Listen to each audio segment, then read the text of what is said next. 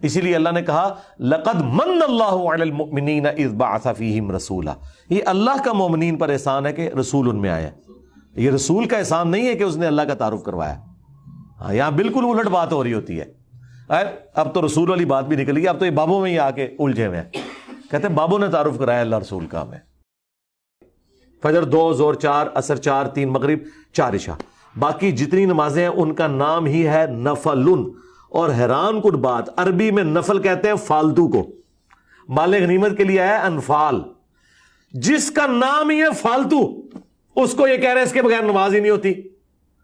یہ کہتے ہیں نہیں ہم سنتے کہہ رہے ہیں. جس سنت کا لفظ کسی حدیث میں موجود نہیں ہے. حدیث میں 2 ہی الفاظ ہیں، فرض اور نفل.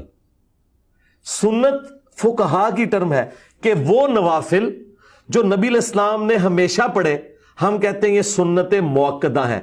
یہ وہ فالتو ہے جو حضور شوق سے کیا کرتے تھے. فالتو، ناٹ فرض. یہ وہ فالتو ہے جو حضور نے کبھی کیا کبھی نہیں کیا، غیر موقدہ ہے فالتو. نبی علیہ السلام کے زمانے سے زیادہ سخت وقت ہے ہم پر. نبی علیہ السلام جب مکے میں تھے آپ کے مخالفین کون تھے؟ کافر. کلیئر تھا نا یہ مسلمان ہی کافر. ہمارے مخالفین وہ ہیں جو ہمیں کافر سمجھتے ہیں اور خود کو زیادہ بڑا عاشق رسول اور مسلمان سمجھتے ہیں. مجھے بتائیں یہ زیادہ مشکل وقت ہے یا صحابہ پہ زیادہ مشکل وقت تھا؟ ان کے بڑے بڑے جو پادری بیٹھے ہوئے تھے وہ کہتے تھے یہ کل کے چھوکرا آ کے ہمیں بتائے گا. یعنی نبی علیہ السلام تو ان کے بچوں کی مانے دی تھے نا. عمر کے اعتبار سے دیکھا جائے جہاں 70-80 سال کے بابے بیٹھے ہوں وہاں ایک 40 سال کا بندہ اگر دعوت حق لانچ کرے، یا 50 سال آپ علیہ السلام جب بھی نہیں مدینہ شریف میں گئے ہیں ہجرت کے وقت 52 ایئرز کے قریب ایج تھی. ایک میرا کلپ کاٹا جی چھوکرے کا لفظ استعمال کیا. یہ کوئی نیگیٹو ورڈ ہے؟ ہمارے سب کانٹیننٹ کے معاشرے کے اندر آپ پوچھ کے دیکھ لیں جو چھوٹی عمر کا جو ینگ بوائے ہے اس کو چھوکرا کہا جاتا ہے. یہ کوئی نیگیٹو ورڈ نہیں ہے. ذرا یہ لینگویج سنیں ان علماء کی، لینگویج سنیں. یہ انجینئر محمد علی مرزا ایک جاہل چھوکرا ہے. الفاظ دیکھیں، حالانکہ مجھ سے وہ 5-7 سال ہی بڑے ہوں گے، اس سے زیادہ بڑے نہیں، لیکن یہ الفاظ ذرا آپ دیکھیں کس طرح کی بازاری لینگویج استعمال کی ہے. انسانی تاریخ کا سب سے کامیاب ترین انسان، آج پلانٹ ارتھ پہ 6 ارب لوگ ان کو پیغمبر ہی نہیں مانتے.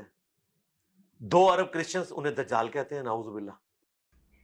او تہاڈا خضر کدوں نہ مار دیتا ہے میں، وہ خضر ہے ہی کوئی نہیں سی، میرے ہاتھوں مریا تہاڈا خضر.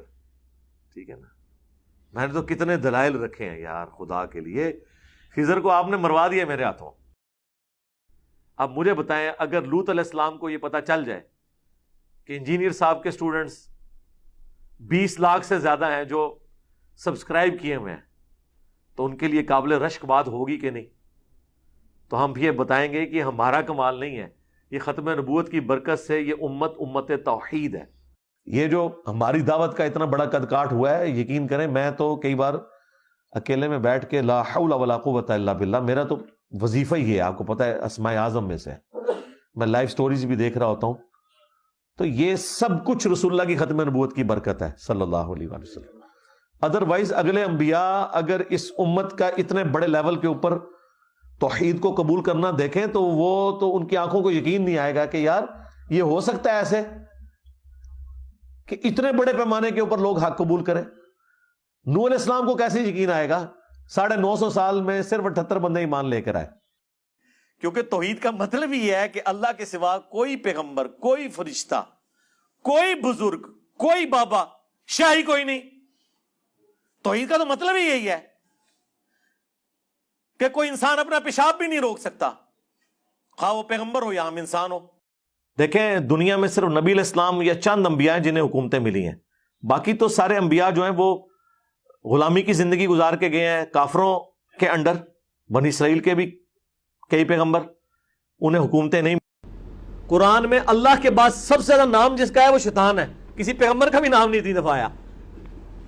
ہاں سارے پیغمبروں کے نام جمع کریں نا، جتنی دفعہ ریپیٹ ہوئے ہیں اس سے زیادہ شیطان کا نام آیا ہوا ہے. تو آپ کو نکال سکتا ہے اس کو، حقیقت ہے ایک. یہ تو آپ نے صرف ایک جملے ہی بولے ہوئے نا جی. جب میری خواہش ہوتی ہے کہ میں اللہ سے باتیں کروں تو میں نماز پڑھ لیتا ہوں، جب یہ خواہش ہوتی ہے کہ اللہ مجھ سے باتیں کرے تو میں قرآن پڑھ لیتا ہوں. اللہ نے کتوں تہاڈے نال گلاں کرنی ہے, تسی پڑھ بھی لو تانوں پتہ ہی نہیں کیویں گلاں کردا ہے. وہ گلاں کر رہا ہے, وہ انج ہی ہے گل تہاڈے نال کہ اسے کوئی باہر سے بندہ کوئی فرینچ آ جائے اور فرینچ کے اندر بولنا شروع کر دے, بھاویں تانوں گالاں بھی کڈے نا تانوں پتہ نہیں لگنی انہیں کیا ہے. مسند احمد میں یہ حدیث ہے کہ سیدنا علی کہتے ہیں کہ ایک دفعہ نبی صلی اللہ علیہ وسلم نے فرمایا کہ تیرا جھگڑا ہوگا ایک دفعہ عائشہ کے ساتھ. تو حضرت علی نے کہا میں بڑا ظالم ہوں گا یا رسول اللہ کہ میں آپ کی بیوی کے ساتھ جھگڑا کروں گا. آپ فرمایا نہیں, وہ ظالم ہوگی اس وقت. تو یا رسول اللہ آپ مجھے کیا حکم دیتے ہیں؟ فرمایا کہ وہ جب ظلم کرے گی تو تم اس کو واپس چھوڑ آنا جہاں سے وہ آئی تھی.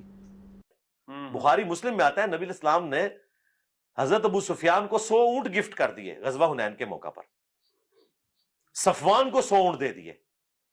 ٹھیک ہے, تو انصاری چند جو لونڈے لپاڑے تھے, نوجوان لڑکے. لونڈے لپاڑے کیا؟ لونڈے لپاڑے یہ عربی اردو ڈکشنری میں آپ دیکھیے گا, لونڈے لپاڑے وہ ہوتے ہیں جو کم عمر کے بچے جن کے ذہن ابھی اتنے پختہ نہیں ہوتے. پھر آپ نے ان کا یہ جو کیڑا تھا نا دماغ سے وہ نکالا. آپ نے فرمایا کیا تم اس بات پہ راضی نہیں ہو کہ یہ لوگ دنیا کا مال لے جائیں اور تم اللہ کے رسول کو اپنے ساتھ لے جاؤ؟ اے ہن 2 گھوڑے جے, ہاں شیعہ دا بھی گھوڑا جے تو معاویہ گھوڑا بھی آ جائے. انہوں نے کڈیا ہے نا اپنا. ناصبیوں اور رافضیوں کا باپ ان کا ماموں ہے, یہ میری بات یاد رکھیے گا. لیکن میں نے ان کو پہلے بتایا کہ بھائی بنو امیہ کی چالیں, بلکہ تمہارے ماموں کی چالیں جہاں پہ ختم ہوتی ہے نا وہاں سے ہماری عقل سٹارٹ ہوتی ہے.